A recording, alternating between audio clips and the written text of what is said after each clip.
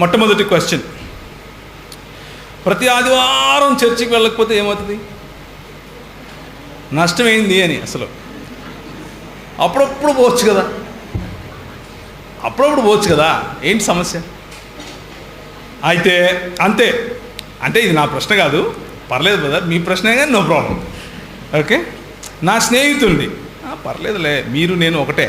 అలాగే ప్రతి ఆదివారం చర్చికి వెళ్ళకపోతే వెళ్తే లాభం ఏంది? ఓకే, సో ఈ ప్రశ్నలో మనకు అర్థమయ్యేది ఏంటంటే,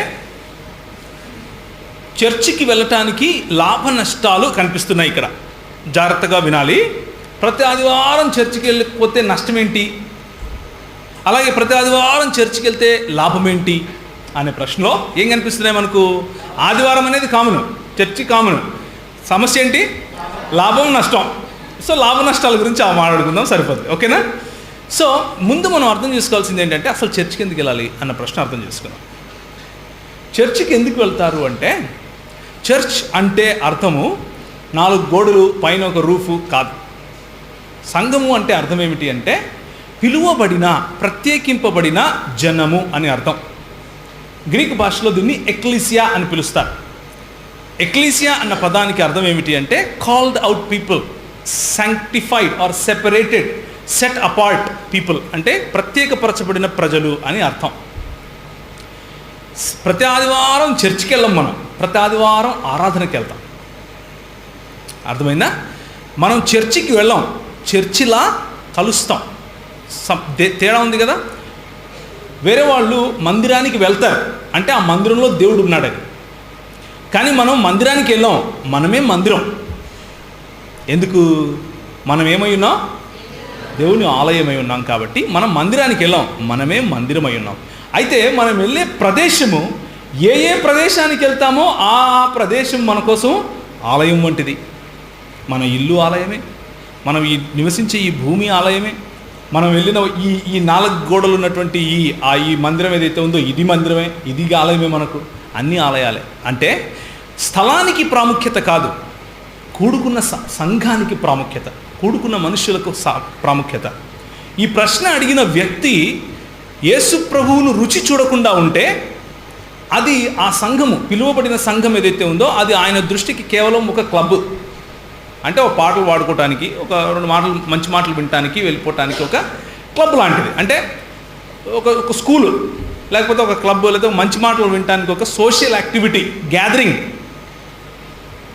అలాంటి సంఘములోకి వెళ్ళినా కూడా, క్లబ్ లాగా ఆలోచించి వెళ్ళినా కూడా లాభ నష్టాలు ఉంటాయి. దాని గురించి మాట్లాడుతున్న తర్వాత. కానీ ప్రస్తుతము క్రైస్తవ దృక్పథం చెప్తున్నాను. క్రైస్తవ దృక్పథం ఏమిటి అంటే, క్రైస్తవునిగా మనం సంఘానికి వెళ్ళం, సంఘంలో జీవిస్తాం. క్రైస్తవునిగా మనము ఆలయానికి వెళ్ళం, ఆలయముగా జీవిస్తాం.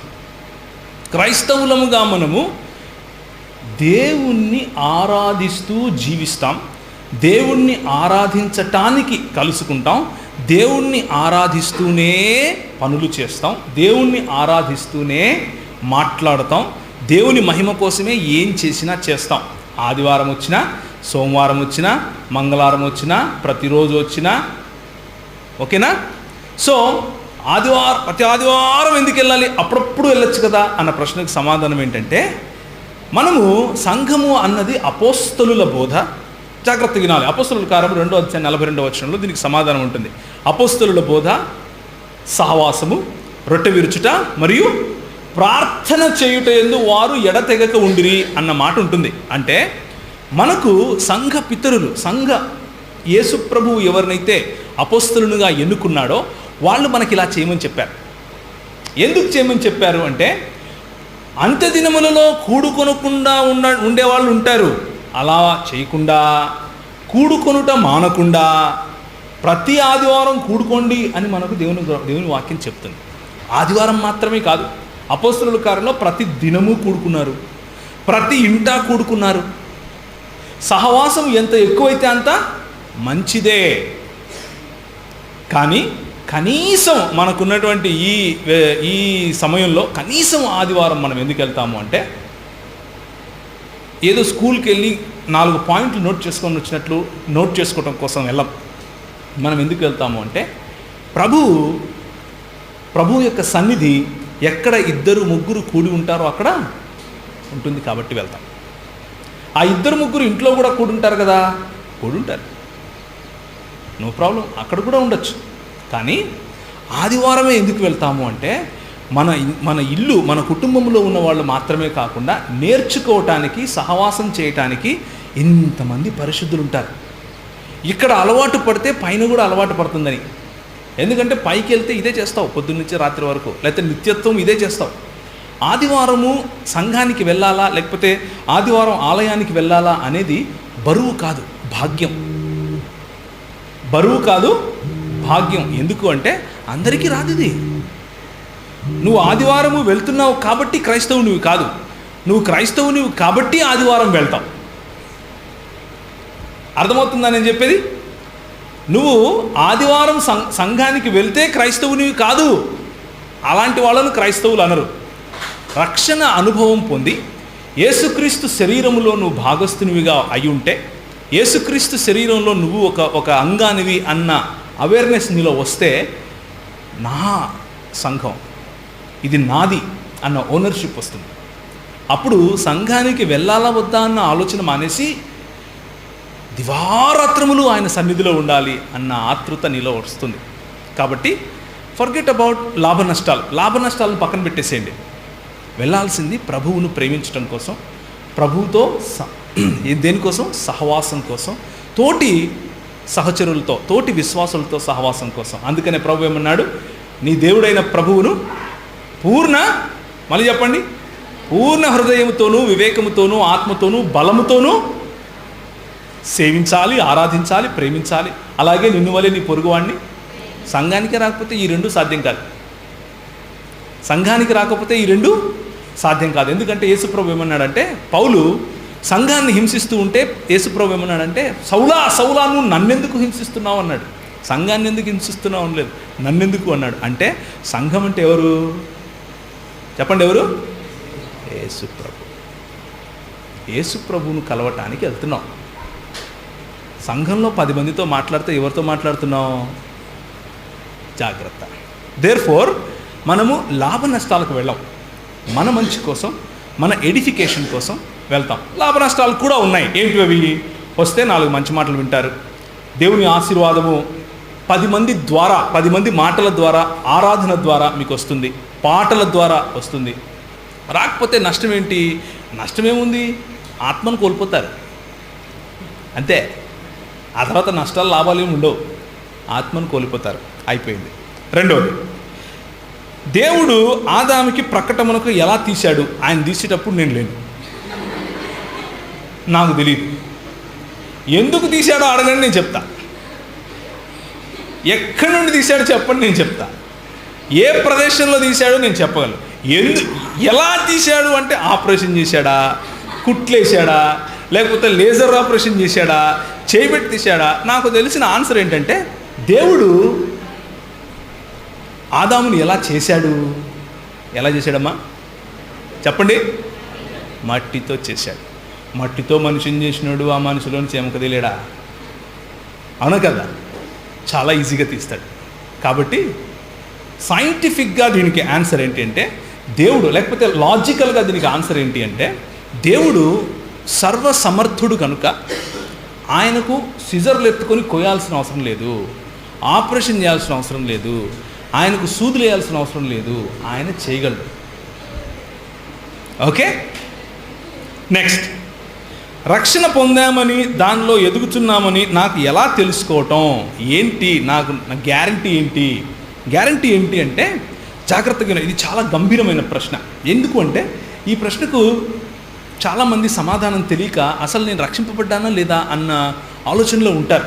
కానీ జాగ్రత్తగా, ప్రభు ఏమన్నాడు అంటే, వారి ఫలములను బట్టి మీరు వారిని తెలుసుకుందరు అన్నాడు. ఎవరిని గురించి? అబద్ధ ప్రవక్తల గురించి.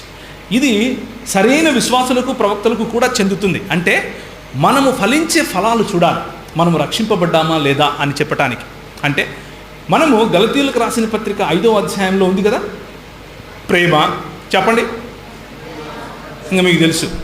అవి కనిపించినాయి అనుకోండి మీలో, అవి కనిపించేందుకు ఆరంభించాయనుకోండి చాలు, రక్షింపబడ్డారు అని నిశ్చయించుకోండి. ఎందుకు అంటే, యేసు ప్రభువులో తప్ప ఇవి ఎక్కడా సాధ్యం కాదు.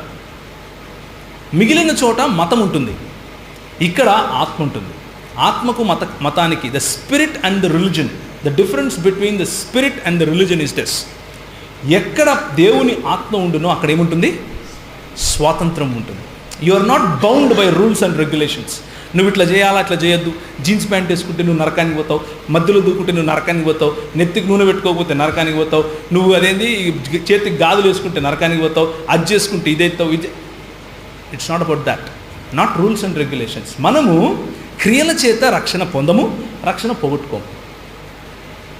మనము విశ్వాసము చేత, కృపచేత మాత్రమే మనకు అది జరిగింది. అర్థమైందా? దేవుని కృప మనకు అందినప్పుడు, దేవుడు మనల్ని రక్షించాడు అని మనకు పరిశుద్ధాత్ముడు మనకు ఆ నిశ్చయితనిస్తాడు.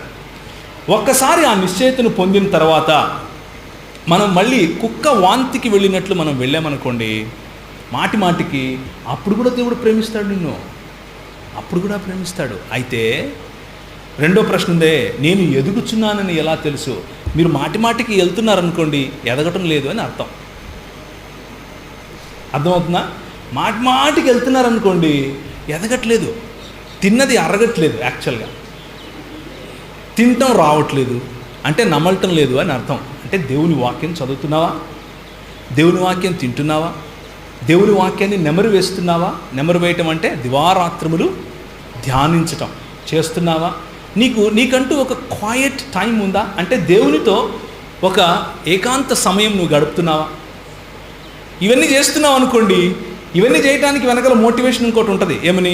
నాకు పెళ్లి కావాలా, మంచి భర్త కావాలా, మహేష్ బాబు లాగా ఉండాలా, లేకపోతే సూపర్ భార్య కావాలా, ఇలాంటి మోటివేషన్స్తో వెనకాల మోటివేషన్స్ పెట్టుకుని మంచి ఉద్యోగం కావాలా. క్వైట్ టైంలో చేసినా కానీ వేస్టే. క్వైట్ టైం ఎందుకు చేస్తారు? ఎందుకు ప్రార్థన చేస్తారు? ఎందుకు దేవునితో సహవాసం కలిగి ఉంటారు? అంటే దేవునితో సహవాసం కలిగి ఉండడం కోసమే కలిగి ఉంటారు. దానికి వేరే మోటివేషన్ ఏది ఉండకూడదు.